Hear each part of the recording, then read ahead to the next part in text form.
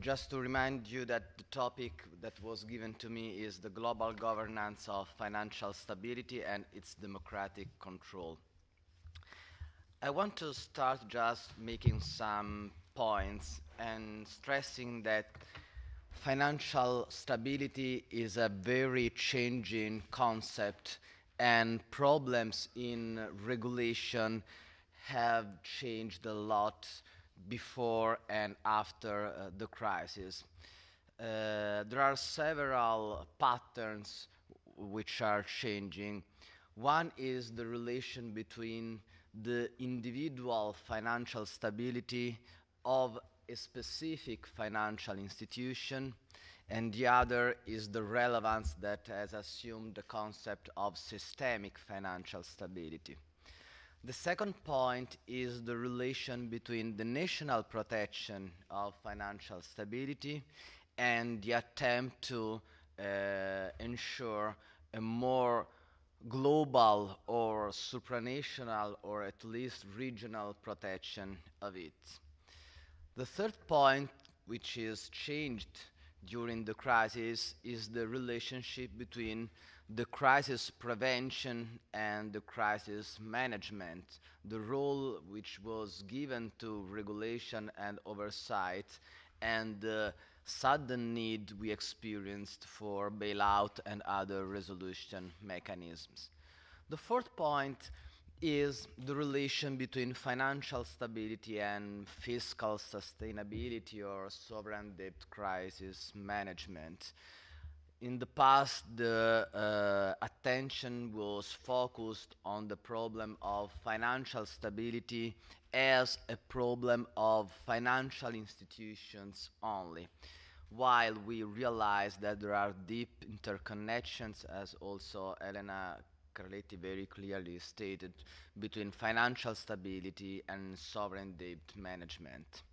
And I think that the issue of democratic control changes a lot in relation to the specific problem of financial stability protection. Let's start with a very simple picture of the protection of financial stability before the crisis. Financial stability was considered mainly as a problem of individual financial institutions. All the rules and the controls of regulatory and oversight authorities was concerned with the problem of a specific financial institution. Regulation and oversight was organized mainly at national level through a system of independent authorities in most countries, but with different degrees and different protection of those independent regimes. And there were different standards of protection according to different political, legal, and regulatory strategies that were adopted mainly at national level. While on the contrary, the regulation that was somehow set up at global and supranational level was quite loose, at least as far as it concerns the problem of financial stability. Which were the main loopholes of the past regime? First of all, there was very poor, if no attention to the problem of really systemic risk, the one that arises especially from too big to fail institutions. There was also, according to me, a poor protection of independence of the regulatory and oversight authorities from politics and regulated interests. And this changed a lot also the kind of strategy that was adopted in order to adopt the rules and to enforce them. There was no real and effective crisis management mechanism in place at any institutional level, not even at national one. Possible externalities of a failure of a big financial institution in other jurisdictions were not taken into account, and there was no serious link with problems of fiscal sustainability, of the relationship between the problem of financial stability and that of fiscal sustainability. So, what happened after the 2008 financial crisis? In a certain way, financial stability finally becomes to be perceived as a common problem, as a global public good in economic terms. Systemic risks and effects in other jurisdictions starts to be taken into account. And this, in a certain way, changes the kind of reactions that are taken at a global level. In a certain way, the establishment of the G20, as it was called, the forum, the main forum for the economic global governance, is an attempt to answer to this problem. And in a certain way, a financial regulatory reform machine was put in place.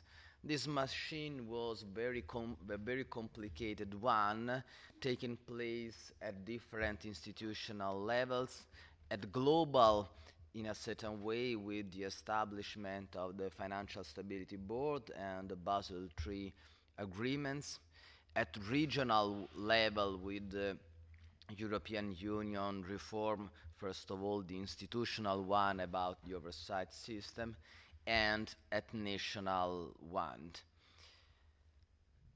For the first time, crisis management mechanisms were set up in the US and in Europe, even if with different techniques and different techniques also within each member state of the Union. Temporary public ownership was perhaps the most widespread solution, but not the only one. And central banks throughout the world adopted provisional measures in order to face the emergency. Nonetheless, these responses were quite inadequate and several limits came out. First of all, from a purely theoretical point of view, we must stress the fact that no international authority for financial market was established, no new international treaty on financial system regulation was signed. The Financial Stability Board assumed an important role, but only through issue of guidelines, so no binding provisions. And the Basel Committee went on in acting in a not so clear and transparent way. I mean, for the first time it was established a sort of link between the general policy guidelines issued by the G20 and the action of the Basel Committee. But this was not put in a new institutional framework. So, as financial stability was for the first time perceived as somehow a sort of global public good, new forms of cooperation were discovered or experienced. In a certain way, according to me, there was a sort of concerted practices among governments. The idea that each government should retain its power, but in a certain way was ready to exercise it in a coordinated way with other governments. The G20 became the room to exchange points of view, to, in a certain way, adopt a line, a strategy for the right time to act, and the approval of pieces of legislation became, in a certain way, a signal of the intention to cooperate.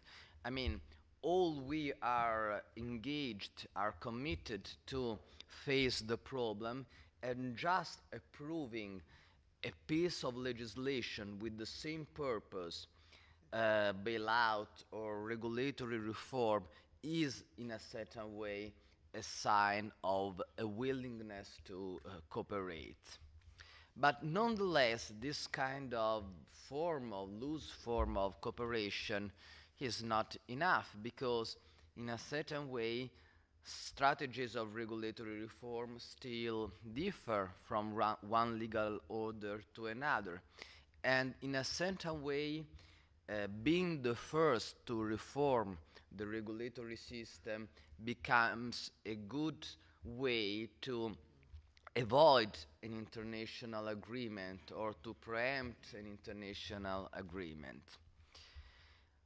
For the first time, many countries decided to adopt a mechanism for bailouts and crisis resolution, and this was very important because in a certain way it gave confidence to the market, because it revealed the intention of every legal system to face a sudden emergency in the financial market.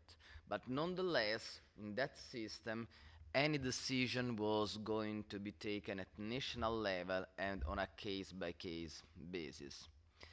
Finally, the evaluation of the systemic risk doesn't take into proper account the conditions of public finance, which was one of the problems we had from the past. Even the European Systemic Risk Board doesn't even create a bridge between that kind of evaluations and those that are at the center of the problems of enforcement of the Stability and Growth Pact. So when it came out, the sovereign debt crisis, we discovered that the financial stability had been threatened also by a sovereign debt crisis in a double way. First of all, because the financial stability of financial institutions is directly linked to that, but also because the financial stability of the overall system is put into crisis by a mismanagement in the sovereign debt. So we discovered a lot of things which are specifically referred to the problem of the Stability and Growth Pact and of the public finance, and I don't want to focus on that. But as a consequence, we put into place several measures, but once again, financial stability problems and fiscal sustainability ones were considered completely different and not one related to the other, while it was evident at that point the deep interconnections between the two. So, which was the effect of all that, of those responses? That fiscal unsustainability remained a problem, a threat for financial stability. We experienced the problems of the EFSF and of the ESM in the everyday life in restoring trust to the markets, and one of these problems of trust was paradoxically related to an excess of democracy in the management of the mechanism. There was a democratic trap rather than a democratic deficit in the management of these two instruments. And it was very clear in the case of Spain, the paradox that governments have to ask for financial assistance on behalf of the national banking system. So I think that the issue of democratic control is very different in relation to the several dimensions of protecting financial stability. There is a problem which is related to the so-called global regulation of financial markets. There is a problem that is related to the regulation and specifically to the oversight on financial markets. And there is a problem which is related to the bailout of financial institutions. So my point, and I will focus on that in the last three slides I want to show you, is that the problem of democratic control is not always the same, and our position towards democratic control must not be always the most simple, the one of saying we need more democratic control for all of these dimensions of the problem. The problem of democratic control in relation to the global regulation raises a fundamental question. Who should be the global regulator of financial markets? I think that the crisis offers a powerful argument for putting in the first place the role of governments and the role of public international law. I think that it's a too weak system, a too captured one, the existing one, which is based on networking, on Basel Committee and other organizations. Maybe, I would say, certainly this is not a perspective for tomorrow, but the fundamental issue of an international treaty among states about the global regulation of financial markets should be put at stake. And we have so many important international treaties in so many fields of the economic activities, even in a globalized world, and I think that also financial markets should be one of that. Till that time, I think that the problem of democratic control should be better on two sides. First of all, trying to strengthen the relationship between the G20 and the Financial Stability Board.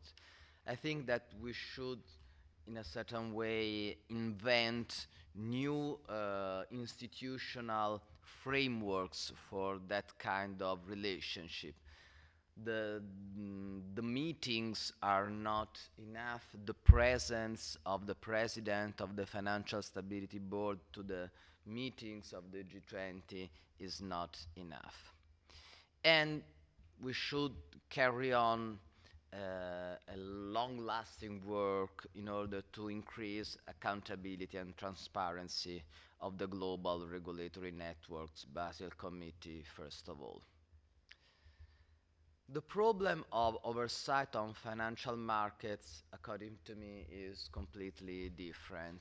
And perhaps here the problem is to have not so much democratic control, or I would say not too much democratic interference. I think that one of the problems of the crisis was the different degree of independence of national oversight authorities. And I think that that independence should be increased rather than reduced. Independence from the regulated interests, first of all, but also the independence from politics.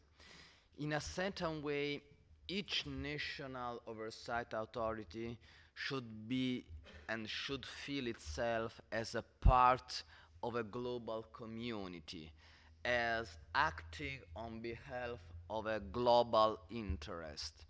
And the protection of independence should be intended also in this perspective. As the European Union sometimes issues some guidelines or some binding provisions on the degree and on the main features of independence of national regulatory and oversight authorities in many fields, from financial to network industry. So I think that the G20 and the Financial Stability Board should engage in the issue of global guidelines for independence of national financial authorities.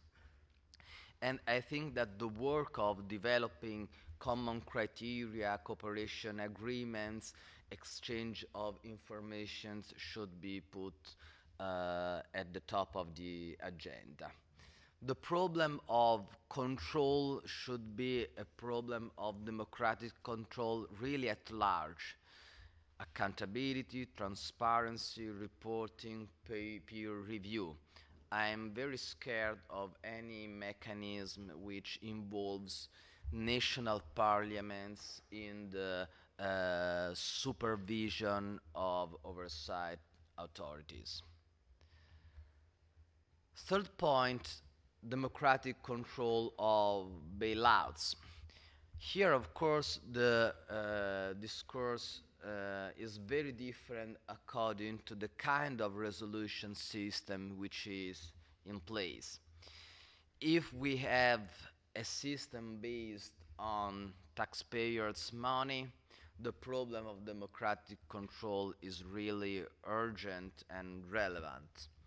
If, on the contrary, we succeed to put in place completely different mechanisms of resolution based on insurance schemes and not on public money, the problem of democratic control changed completely. And according to me, it becomes much more important to ensure the independence of the evaluation of the conditions for that kind of resolution systems rather than ensuring full democracy.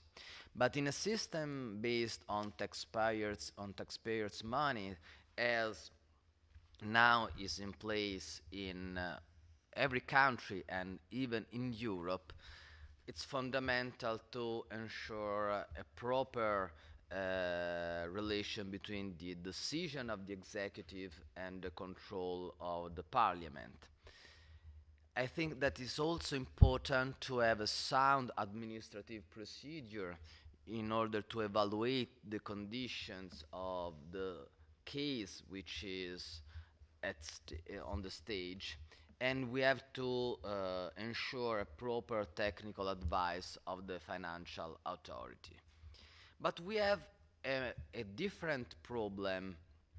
I think that not everything can be solved ensuring democracy at national level, because we have bailout decisions that have economic effects in other jurisdictions. From the Lehman Brothers case, we experienced how much a democratic or a not democratic decision as that one anyway produced so big, so deep effects in any other jurisdiction. This is a problem of global regulation, but it is a problem also for us Europeans, a problem of regional proper sound regulation. So I think that we must reflect about the existence of a legal obligation to bail out when a systemic risk is assessed. And once again, here there is the fundamental problem of connecting properly the European Stability Risk Board and rules and procedures with the decision of the EFSF and of the European Stability Mechanism.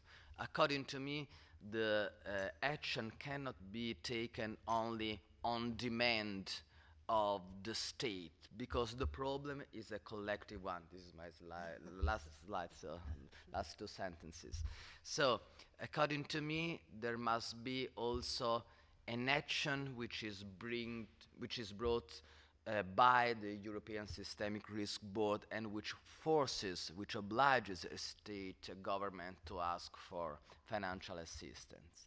And of course, as was said before by Elena, this kind of intervention for banks and financial institutions must be complemented by a specific conditionality which is related to banks and financial system, and not the national system on the whole, the individual citizens, because this will create completely different problems for democracy.